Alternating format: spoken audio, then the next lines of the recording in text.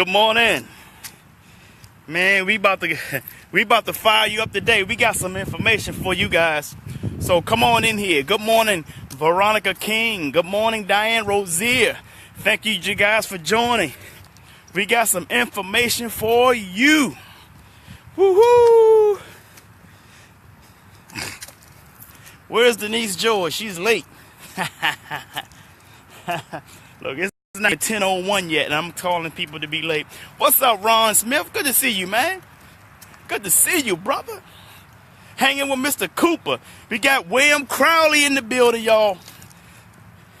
Veronica King. Are y'all ready? Denise George, I just spoke of you. Y'all ready to get this thing on fire? We getting ready to light it up, folks. Yes, sir. Yes, sir. William Crowley is in the building. All right, William Crowley, I'm about to bring you on in, my friend. I'm about to bring you in. Good morning, Coasty Cloud. Man, y'all are in here fast. Look at y'all, man. Woo-wee. Let me see. Let's see who we got. All right. I got to bring them in. I don't see the button yet, but it's, hold on, folks. Hold on. But let me do this. Let me go ahead and get started. And we'll go ahead and get things rocking and rolling. You guys ready? What's up, Malcolm Lane? Let's go ahead and get started so we can help you guys with y'all credit. All right? Let's get started. Here we go. If it's going to be, it's up to me to fulfill my dreams and possibilities with dedication and motivation to inspire thousands from all nations. When times are tough and breaks you down, just smile with toughness and rebuild from the ground. During tough times, adversity is a lot. Just remember, time flies, but you are the pilot. Hey, Cecilia Williams, good morning. Ladies and gentlemen, I want you to do me a favor. Hey, Faye Tibbs.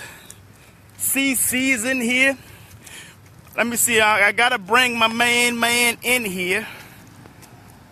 William Crowley, I gotta bring him in. Hold on. Let's see.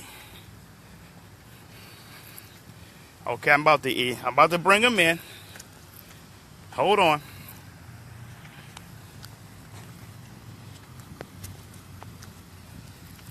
Hope you guys are doing good today.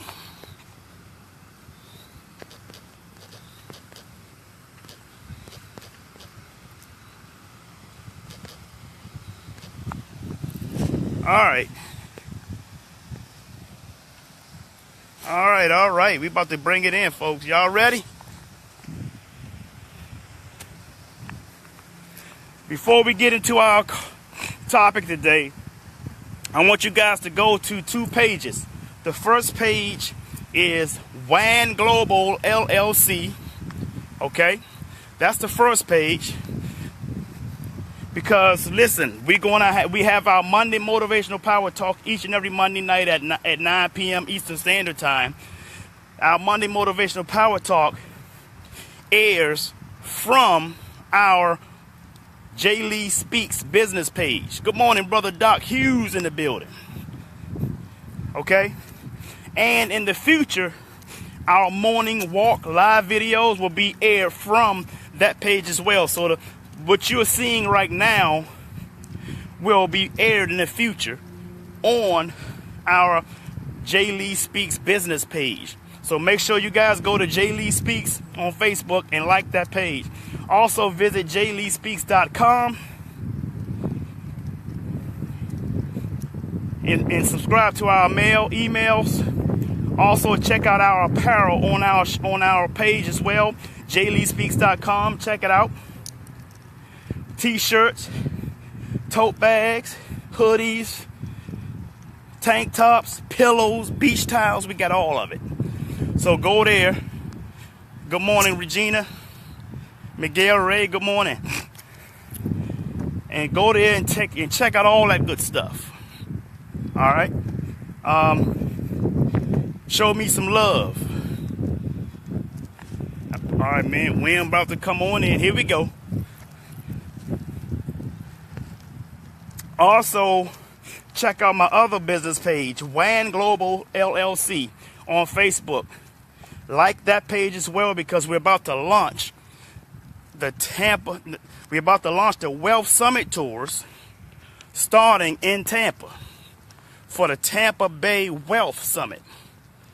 So you guys get ready for that as well. So like both of those pages, okay?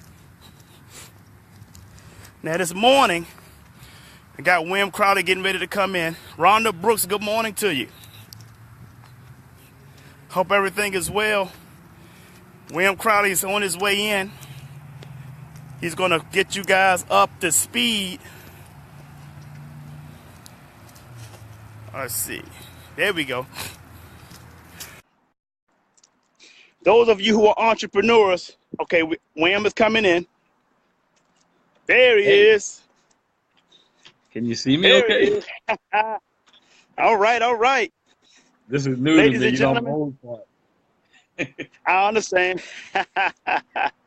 Ladies and gentlemen, listen, I know you guys seen a lot of people that's involved with, let's say, credit repairs and things like that. But there's a lot going on with your credit that many people who are in the credit repair business just don't know about. When I speak on that, I'm talking about understanding the Constitution, understanding hidden laws, and know what those laws are. And it goes way beyond just doing a dispute on your credit. Anybody and their grandmother can do a dispute, right? So listen, I'm going to keep my mouth shut and let the expert share with you things that you need to know about your credit. Not just the dispute stuff, but beyond that. So without further ado, I'd like to bring to you, introduce to you, and present to others, Brother William Crowley. What's up, Brother William? Hey, now, this is new to me. So is the glare okay, or can you see me all right? I can't Yeah, see man, I William can see you. because there's a glare. Diane says she can't see me because there's a glare behind my face or something. Okay, So I well, don't what know. you can do, Let me close my turn curtain. towards the window, and the window light will shine on you. Oh, okay, There you go. okay. There you go. Let me sit back down on my chair then. All right.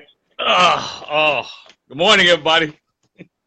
So listen, I don't know even where to begin. I know people use the word expert. I've been in the industry for some time, but can you hear me okay, first of all?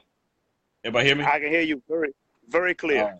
All right, I'll watch the text down here in case anybody, okay, they said much better. Okay, but I've been in the industry since about 1998, started in finance about in the 80s. But what I guess one of the things that I really wanted to do was find out the ins and outs of the whole industry, the whole monetary industry. Credit is just an arm of the industry, but there's a lot of stuff going on that most of us aren't aware of, and most of us always like to play victim, like, well, I didn't know, and I wasn't raised that way, and we've got all kinds of excuses why we supposedly don't know the monetary industry, but yet still we participate on a daily basis. So if we didn't know, or if it was detrimental to our character, our finances, then why don't we just stop participating? That's what I tell people all the time. But most time they say, well, even though I'm participating, I still don't know what's going on. I say, well, then don't participate if you don't know what's going on, or learn what's going on. So most people aren't familiar, even with the Constitution and the Magna Carta, Fair Debt Collection Practices Act, Fair Credit Reporting Act, etc. So I think that we all have to get a better overstanding of the financial industry and then participate from a more advantaged standpoint. So I always like to tell people, you don't have any rights unless you fight for those rights, or unless you understand those rights and be able to implement those rights. And a lot of people come to me regarding credit, and they say that, well, I didn't know that stuff could come off your credit. Well, anything can come off the credit because you're going after the credit reporting agency for violation of due process. You're not going after them for anything else. The stuff belongs to you. I tell people if it doesn't belong to you, then file a police report, and because you're a victim of identity theft. But most time people say, well, I didn't file a police report at the time. Well, then that's what I tell people. Well, then it's, the statute of limitations usually expires, I don't know, like after about a couple of years or whatever. But people are going to become suspicious anyway if you go down and file a police report on something that happened like 10 years ago or 5 years ago. Why didn't you do it at the time? That's what they're going to really question. So I tell people, don't bog yourself down with those type of intricacies or inadequacies, because the Fair Credit Reporting Act was created by Congress in 1970. And essentially what it's saying is it's full of a lot of complicated language. I call it legalese. And most time, none of us speak in legalese. We hey, what's up, brother? And, go on about our business. But the legal industry, the industry, monetary industry, they speak a certain terms. So you need to get up to par on what those terms are. So, for instance, if you read the Fair Credit Reporting Act, I don't know how many people out there are familiar with the Fair Credit Reporting Act or have read the Fair Credit Reporting Act, but it's a series of laws, consumer laws, that can prevent the credit reporting agencies from taking certain steps and putting information on your credit report. Now, take, for instance, people come to me from around the country, bankruptcies, late payments, charge-offs, tax liens, you name it, anything that's incriminating on your credit report or damaging your score. And we know you did it, okay, folks? You did it. So most people think that, well, I did it, so it can't come off. And I say, no, I beg to differ. The Fair Credit Reporting Act, which was created in 1970, simply states if you cut through all the legalese and all that complicated language, then the bottom line is that the credit reporting agency is violating due process. That's how information is able to be taken off your credit report. So when we started this so-called credit repair industry, which we renamed it credit restoration in the early 2000s, most people have jumped on the bandwagon and call it credit restoration as well. But I like to say that we're probably one of the forerunners of that term, because what we want to do is not only just help people restore their credit, help people repair their credit, but give people an understanding of how it happens, okay? It's not a complicated process, but we're not doing anything that's mysterious or illegal. We're just following the law. But if you read the Fair Credit Reporting Act, like I had alluded to earlier, you would be probably more confused after reading it than you did before reading it, because it said there's certain terms in there that can confuse you. Like there's a term in there that says, well, this account is not mine. So you would automatically think, well, I can't use this particular law because the account is mine. Oh, let me delete this message on my phone. Okay. So what I try to tell people is that you're going after the credit reporting agency for violation of due process. You're not going after them for any other reason. So when you say the account is not yours, you're not talking to the lender that you opened the account with.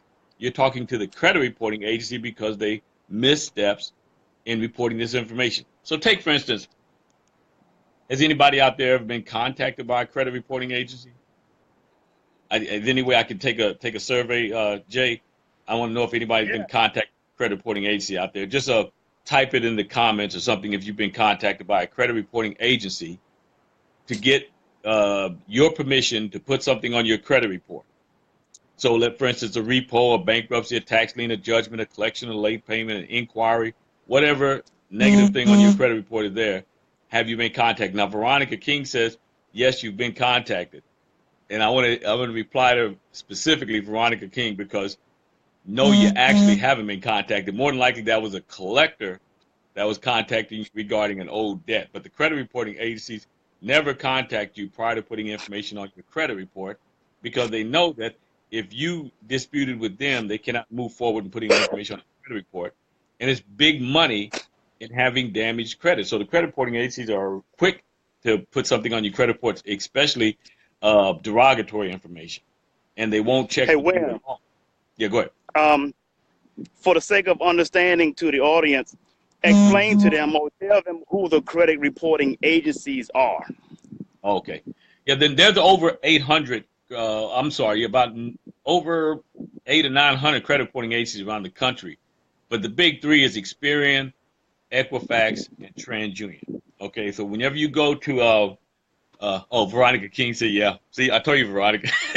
Nevertheless, I'll get into debt collectors too because you don't want to pay them. I know Jay put that in the post. But let me get back to what Jay asked me. The credit reporting agencies, they're private companies. They're not part of the government. They like to masquerade as though they're part of the government so they can intimidate the masses of the people because the majority of the people have been brainwashed through the public food system. Oh, public education, I'm sorry. The public food system is like what I like to refer to it as. We've been brainwashed to just accept whatever the government or supposed legal authorities tell us. We don't do any checking on it. We don't examine it. We just do what they tell us. So the credit reporting agencies know that if they can associate themselves, hey, what's up? What's up, Raymond Sweet? Out of Louisiana, New Orleans. Okay, but anyway, the where was I at? I got lost there. What was I saying, Jay? The credit collection agencies. Oh no, credit reporting agencies. So Yeah. so there's over 800 around the country, but they like. Oh yeah, this is where I was left off at. So they like to masquerade as part of the government, so that most people won't question it. If you know it's part of the government, we won't question it because we've allowed ourselves to be brainwashed to believe everything the government authorities tell us, whether it's true or not. We don't even go in and do any research to shut up, Raymond. We don't even do any research to verify it or not. So here's what I tell people to do. Definitely read and understand who the credit reporting agencies are and what authority they have over your credit report. And really, they don't have any authority other than what the Fair Credit Reporting Act extends them. But most of us aren't familiar with the Fair Credit Reporting Act, so we just think that everything that they're doing is correct. So a lot of the problems are with us, with the credit reporting agencies. Like I said, there's over 800 across the country. The big three is Experian, Equifax, and TransUnion. Those are the ones we clear the information up with. If they've given it to a party outside of those big three, then they have to go back. Once they delete it from your report, they have to go back and tell them to delete it from their reports as well. But most people, most of the lenders out there use one of the big three, Experian, Equifax, or TransUnion. Now, there's a lot of people out there that's becoming what I want to call a little bit more, I don't want to say sophisticated, but there are a lot of other agencies out there, and I can't name all of them right now, that they're going to clean up as well, but then they're going to charge you this crazy fee to do it. And most of the time, these agencies that they're cleaning up for you aren't really being used from an international or from a national basis. So if you go to any lender in the United States, they're using one of the big three, Experian, Equifax, or TransUnion. So that's who we go after. But the good thing about when I say we go after, our program as National Credit Restoration Assistance compared to our versus the traditional credit repair companies, we're totally transparent. And can vouch for that because we give you everything. We give you the laws, we show you the laws that we use, we give them to you. So when something is deleted or modified on your credit report, you have that in your arsenal for later on in life so you can reuse it if let's say we remove a bankruptcy with a particular law of the Fair Credit Reporting Act, or a late payment, or a collection, or a repossession, tax lien, judgment, or whatever. Then you can see the law that we used, and you can take that law and use it yourself. Okay, we're not trying to make you think that we've got some exclusive computer search program like I allowed myself to be led to believe when we first started the business. The company said they had an exclusive computer search program, and all they were doing was using the Fair Credit Reporting Act. So to distinguish ourselves from others, we opened and wide open, made it transparent and gave all the laws to our clients. Even though we're in the background doing all the work, we give you the laws, and then we tell you to make copies of these laws for yourself for later use.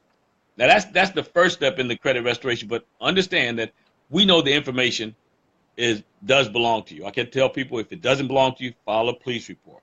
But if it does belong to you, then come see us. We can get between 75 to 85% of the information off, and a lot of times we get 100%, but the average is about 75 to 85%. Now, I say that to make sure that people understand that a lot of companies like to masquerade like they're going to clean everything up off your credit report and they're going to raise your score by 1,000 points. Credit reporting agencies should never, ever, or credit repair companies, should never, ever guarantee 100% satisfaction because the credit reporting agencies usually won't give you that because they're investigating themselves. So they're going to always leeway. So I give people a numbers game. Now, have we done 100% on a lot of people over the last 20 years? Yeah, we've done it, but I'm not going to sit up here and tell people that well, okay, out of 10 people, I've got maybe 7 of them I got 100% or less than that, and then you can come to me and get 100% as well. No, 75 to 85%, which is significant. Okay, and then it's just totally we're being totally truthful and transparent about the whole process, and we give you everything to let you see what's going on along the way with the money back guarantee, by the way. Okay, now that's the first step, using the Fair Credit Reporting Act to remove information off the credit report. But in studying the industry, when you become more familiar with how the Federal Reserve banking system works, how the Uniform Commercial Code works, and then the consumer laws out there, you start to say, well, wait a minute, there's more to this credit repair than just taking negative information off the credit report. And that's where the majority of your credit repair companies stop at. Lexington, Beacon, ICR, FES, and I'm naming them. Okay, I have no problem with naming the credit repair companies because I own my own company and I can challenge any of them. And I would love to do it publicly, just to show you that what they're doing is not that significant and not that efficient. Because just removing information off of a credit report doesn't mean that certain entities are going to stop trying to come after you for a particular debt or anything of that nature. So we tell people, we use the Fair Credit Reporting Act, we give it to you, and then you can use it later on in the future to use it against the credit reporting agencies if something else like that happens, which we hopefully it doesn't reoccur, but if it does, you do have the information to do that. And I like to refer to it as crash and burn. A lot of people have been with me for the last 20 years because they just crash and burn the system. I don't have no problem with it because I know what the system is about. Okay, the system is about taking advantage of those that don't know. So we need to learn to use the system against itself. Okay, and it's not going to implode. The system has been around for, I'd say, thousands of years from the times of ancient Africa, which introduced all these monetary systems to the world in the first place. Not the Greeks, not the Romans, not the Persians, but the so-called ancient Africans. A lot of people give them other names, but whatever the case is, the ancient Africans are the ones that introduced the monetary system, the political system, the religious system. We introduced all of that, and we did it in a very manipulative way as well. I mean, there were people that did good in our societies back then, and there were people that were manipulative as well. And so the monetary system, the political system, the religious system, everything current day is based off of what happened back then. And a lot of us have taken the bad side of that and taken certain advantage of people in the system. So when you do credit repair, if you just removing negative information, I think you've done the people a disservice. Because there's things that, if I can use the name, I know what's displayed on the screen. So Veronica King, for instance, said she was contacted by a credit reporting agency. And I said, nope, nobody's ever been contacted by a credit reporting agency according to the Fair Credit Reporting Act to get your permission to put something on your credit report that does in fact belong to you. So since they didn't do that, that's grounds for it to be taken off.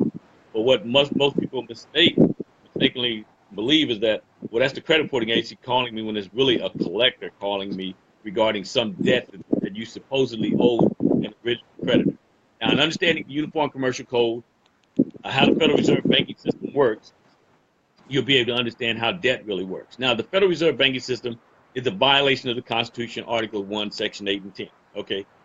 If you don't believe me, read the book called, I guess one of the books, the most noted books is The Creature from Jekyll Island by G. Edward Griffin, Economic Solutions by Peter Kershaw, The Web of Debt by Ellen Brown. I mean, there's numerous books out there that you can read to understand how the debt system works. So, but the debt system is definitely what you want to call slanted, okay? And it's slanted in their favor, and what we're trying to do is balance that.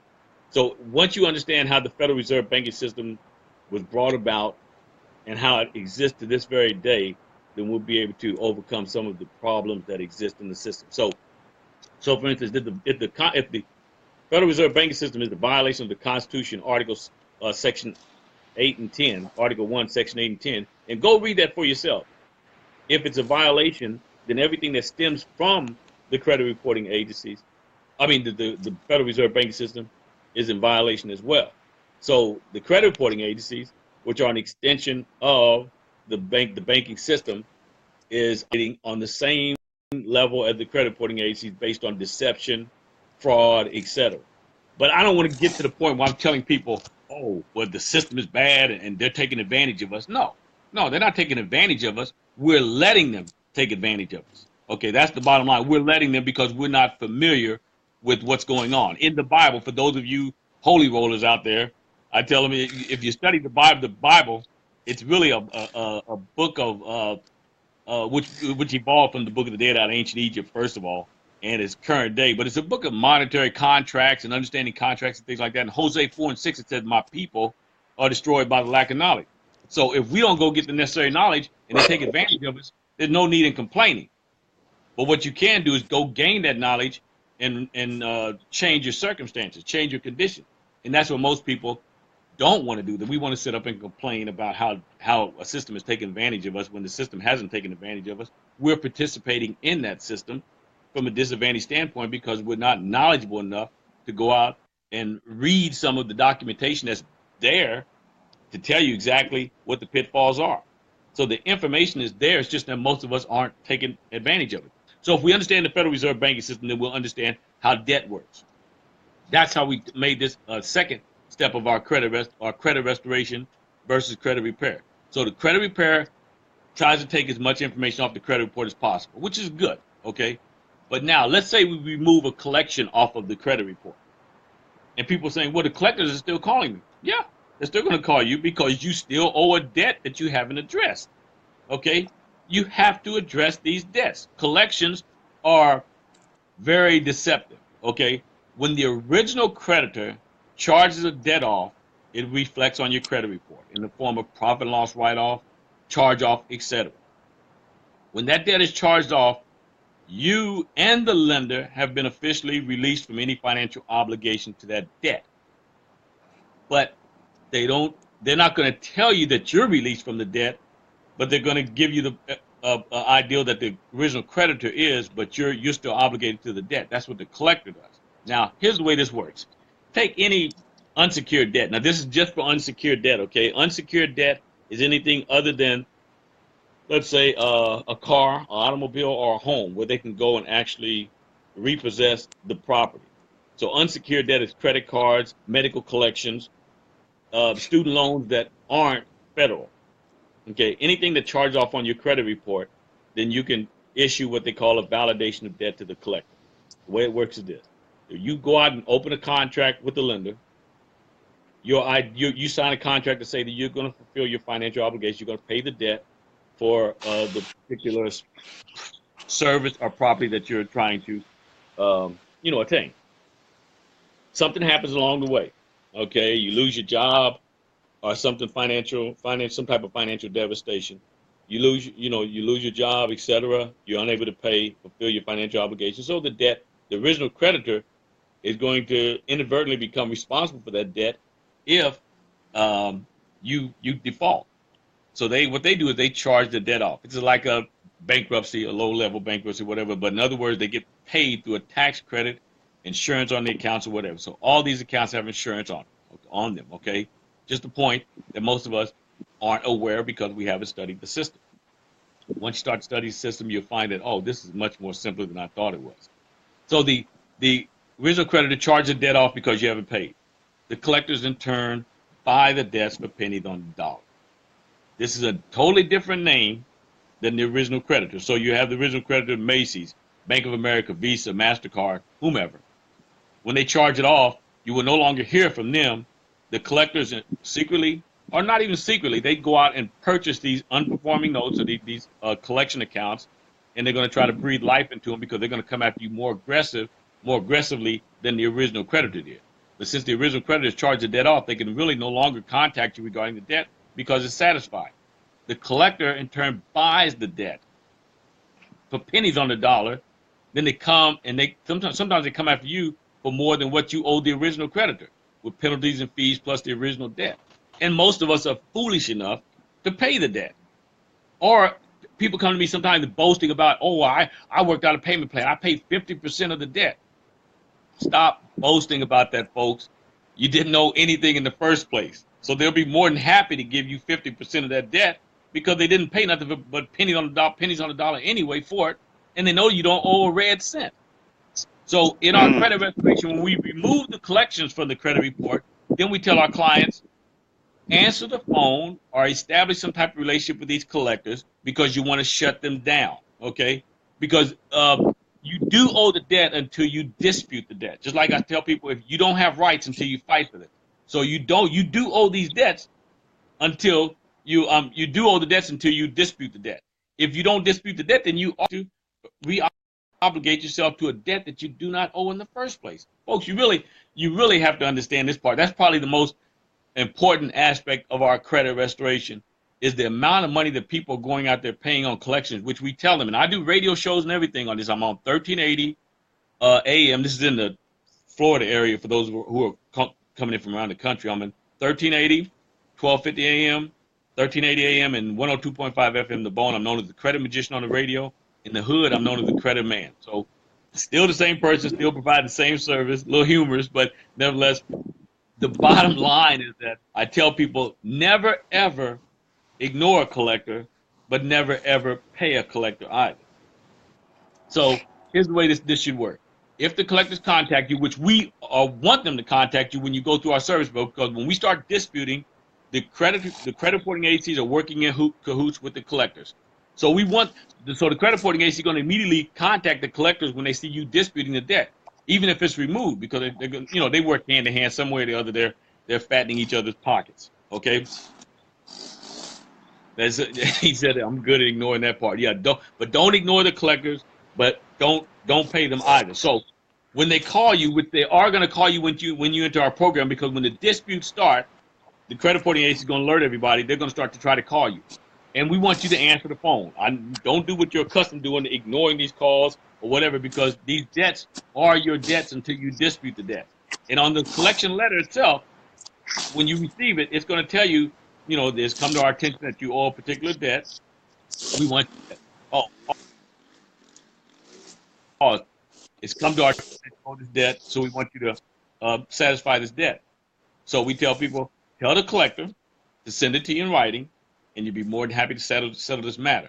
Now, the reason why we tell them that is because at the second part of that letter, after they tell you that's come to their attention that you owe a debt, they also tell you have the right to dispute this debt within 30 days. Now, some people come to me 3 to 4 years afterwards, after that 30 days has expired, and yeah, you do owe the debt, but if you get them to reissue you another letter, then they're reopening a new contract with you, so it will nullify the original letter that they sent out to you 4 or 5 years ago or whatever. So a lot of times people say, well, if I've already ignored them and the statute of limitation, which is 30 days to respond, has expired, do I still owe them? Yes, you do. But what you want to do is get a new letter, and that starts the time ticking again, and you get that new 30-day extension. Then you can issue a validation of debt on that new 30-day correspondence. So you want to tell the collectors, don't tell them you're going to issue a validation of debt. You want to tell the collectors, yes, I want to settle this matter. Please send it to me in writing, and I'll be more than happy to, settle this matter. But never say pay. Just use some vague language that give them the impression that that you're going to pay the debt, just to get that letter. When you get the letter, when you receive that letter, then what we're going to do on your behalf is we're going to issue validation of debts to these collectors. That's the way that you officially shut down a collector. If they ever call you in the court, which you should say, thank goodness that they called me in the court if they ever do. We got to know most of us are scared to death of court, but that's your winning ground there, because you've issued a validation of debt. Now, what does the validation of debt say? The validation of debt is telling the collector, okay, I did owe the debt. I agree with you, Mr. Collector. I did owe the debt. Now, I'm giving you the layman's language of it, okay? It's just more legalese terminology in the validation of debt letter, but I'm just breaking it down. So you want to tell the collector, yes, I knew I owe the debt. The original creditor charged the debt off. What you've done is bought the debt for pennies on the dollar, and you're trying to collect from me. Now, if I don't respond, then I am re-obligating myself to the debt. But I'm disputing the debt by issuing you a validation of debt letter, which is going to demand the original note. The original note was destroyed when the original creditor charged the debt off. The collector has no original note, and you have the right to ask for that before you satisfy any debt. Make sure that you owe the debt. I mean, especially the collector has a totally different name than the original creditor. Why would you pay a collector who you don't even know what the relationship is with the original creditor? And if there's any type of dispute on the phone with the collector, which you should keep that short, but if there's any type of dispute, tell the collector, okay, let's get the original creditor on the phone. Let's get Sears, let's get Macy's, let's get Visa, MasterCard, whatever. Let's get them on the phone. Let's do a three-way, and let me ask a series of questions to see if you really are representing them, or if you just bought the debt and you're telling me that you're representing them. 9 times out of 10, they just bought the debt, and they're coming after you for the debt, telling you that they're representing the original creditor. Now, there's two types of collectors, okay? There's in-house collectors, which is still working for the original creditor, usually from 90 to 180 days out after the original creditor gets it, finds that you're not going to pay the debt. Then they turn it over to their internal collection, which the internal collection will try to collect the debt within 90 to 180 days before the original creditor charges it off. Okay, so you won't be confused if you're ever confused about whether it's an in-house collector or an external collector, which the external collector is who you can issue the validation of debt to. You can't issue it to the in-house collectors because the debt is not yet charged off. But if there's any gray area, any confusion on your behalf, you can always issue a validation of debt to anybody. You can issue a validation of debt to the original creditor if you want, because what you're doing is saying, I want to satisfy this debt, but I need to see the original note, the original contract that I opened with the original creditor. And then they'll provide you with that proof. Now, what the collectors do is they'll send you copies of the original note, which is not sufficient. The validation of debt is asking for the original note, not a copy of it. So people don't get fooled by that either when they send out the copies of the original note. That's not sufficient, and that's not what the validation of debt is asking for. If you go into court, take the paperwork that we sent to you, the validation of debt, and say, Your Honor, I'm not trying to run from these people. I just need further proof before I pay them. To my understanding, this validation of debt makes them prove that the debt is still valid. And if they can't provide me with the original note, the debt's no longer valid, so I know I don't have to pay. The judge will have to rule in your favor. Okay? But the point is, don't get yourself in these financial entanglements in the first place. So when we get you out, try to stay out of there, because the system is still going to work on their behalf. Okay, believe me, I've been through the system. I've fought against the Federal Reserve banking system for their illegal activities. I fought against the IRS legally. I'm fighting against the credit reporting agencies now.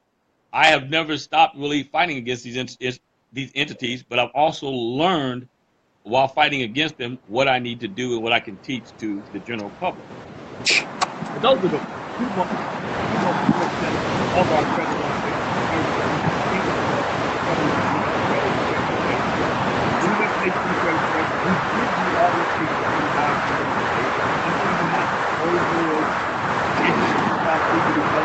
running it out for you.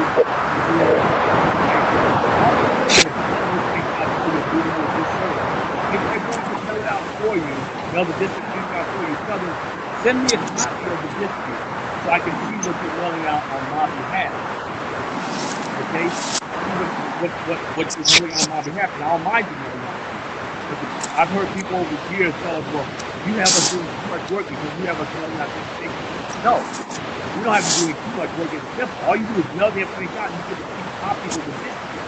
So you can never say that our system doesn't work, because we've given you the district. If we've given you the district and you fill it out and there's no response, we're more than happy to give you money back. And that's in our contract. We give you the contract ahead of time. Okay. Sound a little muffled. Go ahead, Jay. There you go. Yeah, I was trying to read some of the responses here, and I can't keep up and talk at the same time. I'm old farts.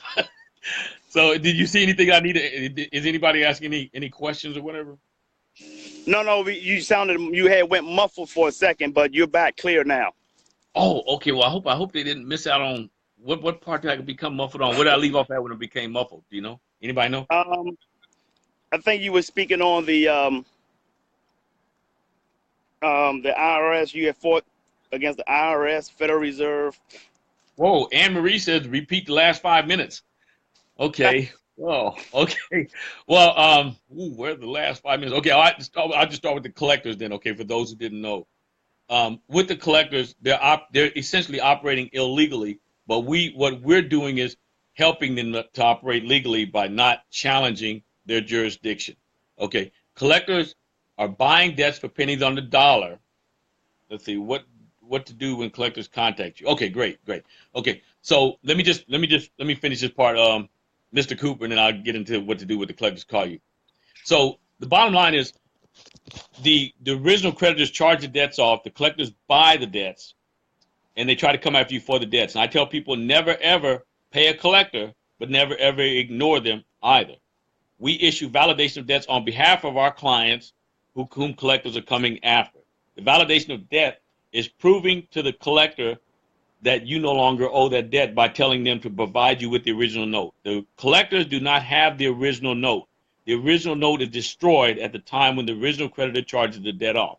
In other words, that 90 to 80 days, that when you become deficient in your payments and you don't pay the original creditor, they'll charge it off. They'll get paid indirectly through tax credit, through insurance write-offs or whatever. I don't even really get into that because I don't care. I know that when the debt's charged off, my clients no longer owe the debt. We intervene, issue a validation of debt. So we're disputing it with the Fair Credit Reporting Act to have it removed off the credit report. Then we're using a combination of the Fair Debt Collection Practices Act and the Uniform Commercial Code to go after the collectors to tell them to cease and desist unless you have the original note. They don't have the original note. Read the Uniform Commercial Code, the negotiable instruments section specifically, and you'll be able to understand how debt really operates. Then the Fair Debt Collection Practices Act is an aspect of how we can issue the validation of debts and challenge the collectors on their collection practices. When they start to see a knowledgeable consumer, most of the time they're going to go away. If they persist, you've got the validation of debt. If they want you to go into court, if they want you to go into mediation or whatever, and it's really not court, it's really mediation because they're trying to get you to pay the debt, you take the validation of debt that we gave you to give to the collectors, get in there and issue it to them. When the collectors contact you, and we want them to contact you when you enter our program, and we don't want you to ignore these collectors, okay? Don't ignore them, but don't pay them either. Issue a validation of debt, and that'll stop them in their tracks. When you answer the phone with the collectors, you just want to tell them, keep it short and sweet. Send it to me in writing, and I'll be more than happy to satisfy this matter. I've got a video presentation that I usually send out to people around the country that explains my 4-step procedure, the credit restoration procedure. And if you want to just get in touch with Jay, or either get in touch with me, and I will be pause. Don't stop when it pause that time, so you won't miss it. So Yeah, it does definitely time to time.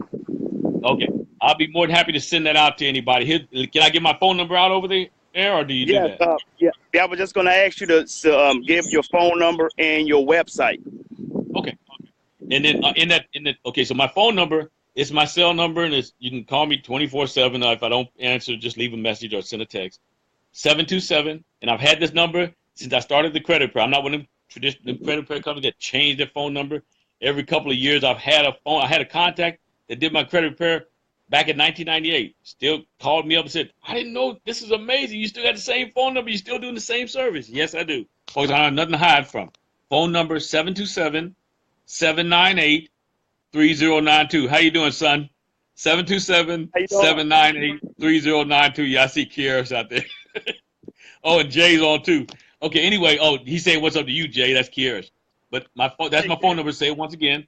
727-798-3092. Had the number since 1998. Won't change it. That's my number for my business as well, my personal number, etc. My website is badcredithistoryrepaired.com, and I've got a great social media person, Shauna McIntosh, who's working on my social media information. So I think my website is going to change. The name is going to change to something about raiseyourscore.com or something. But nevertheless, it's Bad Credit History. You can still use that to get to a look at my website too. On there, you'll find the 4 stages of my credit restoration assistance program. I mentioned the first 2. The use That of is Bad Credit History repaired.com.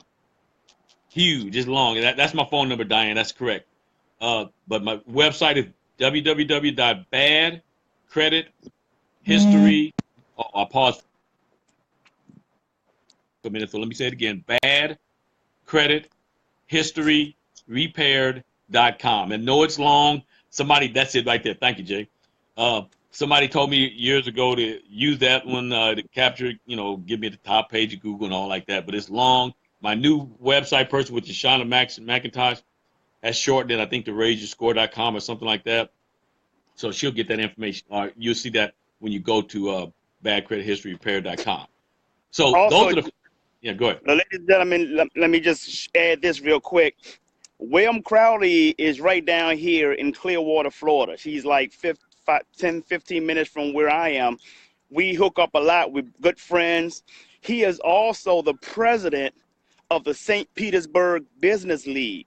And with his recommendation, along with the vice president of the St. Petersburg Business League, they have recommended me to become one of to serve on the board of the business league. So I'm very proud about that. So those of you who are in Florida, you're in the Tampa Bay area, you need to be involved with the St. Petersburg Business League. Also, make sure you call William Crowley's phone number for information about that too, if you're in the Tampa Bay area. So, and also those of you in the DMV and other places around the country, his services he don't just serve the Florida area. He serves all over the country. So it doesn't matter where you are. He can help you with your situation and your credit. Exactly. I appreciate that. And I've been, like I said, I've been doing it for 20 years, and I do it in all 50 states. But I want to give my website to the Business League as well. That's www.stpetebusinessleague.org. www.stpetebusinessleague.org. I'm the president of it. Shauna McIntosh, which is my social media rep, my marketing agent, is also the vice president of that organization. We are bringing Jay on to help us to grow with his tremendous motivational presentations and et cetera, plus his expertise in the what do they call, Jay? Robert's Rules. Robert's Rules. Robert's Rules, man, that's great. I love it. But the mission statement of the St. Pete Business League is to assist Black businesses to become self-sustaining, contributing members of the business community. Okay, there's been a lot of hassle on some people saying that we shouldn't use the word Black. We should use the word Black. It's still open. Anybody can join the Business League, but our primary goal is to help Black businesses grow and be able to become part of the whole community, the larger community. So you don't just have to do business in the Black community. Get outside the Black community. There's a lot of people that need your service outside the Black community. Matter of fact, my services, I do more business outside of my community than I do inside my community. So that's why I'm glad I'm the president. That's why I'm glad I'm the president of the Business League, so that I can get my services into our community as well. These services that we have, I mean, especially with the credit, most people don't understand the importance of credit. Credit is more valuable than cash. So people, you have to make sure that credit report is in line, and it's really simple to get that credit report up to par legally with some of the especially using some of the strategies that we use. Now we're different than, like I said, your traditional credit repair companies. All they do is dispute negative information on the credit report. They don't give you a copy of the dispute, so you don't know what they're saying on your behalf. They have information removed. We're teaching you credit repair. We're opening up your eyes to the industry. We're doing what the holy books say. We're doing what the business manuals say. We're opening up. We're showing, being transparent. So we're showing you exactly what's going on. Most of the time, I'm not worried about people stealing my business, even though there's people out there that have tried. But it's a lot of work, folks, and they can't compete with us on price. Our prices are very reasonable, and I've kept my prices the same since 1998. So I'm not out there trying to become a millionaire off my credit repair. But if I provide the right service, I can live comfortably, and that's what I do with the credit restoration. We do live comfortably because we're at opening the doors and we're letting people know, here's the way credit works. Transparent, totally. We use the Fair Credit Reporting Act. We use the Fair Debt Collection Practices Act. We use certain aspects of the Uniform Commercial Code, and we show you the inner workings of the Federal Reserve banking system and its connection with the Uniform Commercial Code. It is unjust, slanted, it's one-sided, but nevertheless, we have to just become aware. If we're going to participate, we need to become aware of what we're participating in, and it could be more advantageous for us. Now, there's two final steps in that credit restoration. I don't know how much time you have, Jay, because I can talk on and on and on about this. Yeah, I know. Well, what I'm going to do, they can get all the rest of the information on your website and just give you a call, because this was designed to help them get a little bit of knowledge, and they can call you and follow up with you with the rest of the information.